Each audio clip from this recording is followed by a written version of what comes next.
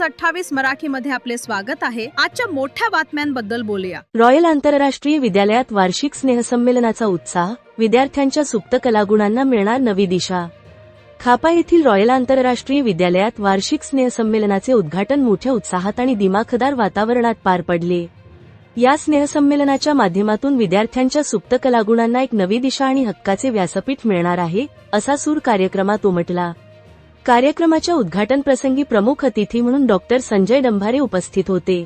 आपल्या मार्गदर्शनात त्यांनी विद्यार्थ्यांच्या सर्वांगीण विकासावर भर दिला। ते म्हणाले की विद्यार्थ्यांनी केवळ शिक्षणाबरोबरच त्यांच्यात असणाऱ्या सुप्त गुणांना ओळखून आपल्या जीवनाला आकार दिला पाहिजे। स्नेहसंमेलन हा एक अत्यंत महत्त्वाचा शालेय उपक्रम आहे, ज्यातून विद्यार्थ्यांच्या सुप्त गुणांना वाव मिळतो आणि त्यांची प्रतिभा बहरते। कार्यक्रमाच्या अध्यक्षस्थानी खापा नगर परिषदेचे अध्यक्ष पियुष बुरडे होते। त्यांनी आपल्या मनोगतात सांगितले की क्रीडा व सांस्कृतिक महोत्सव तसेच स्नेहसंमेलन हे विद्यार्थ्यांना आपले सुप्त कलागुण प्रदर्शित करण्याचे महत्त्वाचे व्यासपीठ आहे। अशा उपक्रमांतून विद्यार्थ्यांच्या कलागुणांना आणि व्यक्तिमत्व विकासाला मोठी चालना मिळते। कार्यक्रमाची सुरुवात मान्यवरांच्या हस्ते विद्येची देवता शारदा मातेचे विधिवत पूजन, माल्यार्पण आणि आरती करून अत्यंत मंगलमय वातावरणात झाली।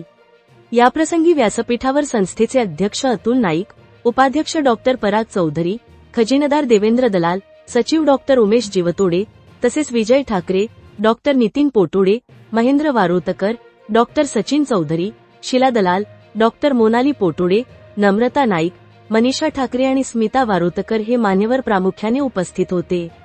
कार्यक्रमाचे सूत्रसंचालन शाळेच्या प्राचार्य प्रीती काळबांडे यांनी केले, तर आभार प्रदर्शन केंद्रप्रमुख पूजा सुके यांनी केले।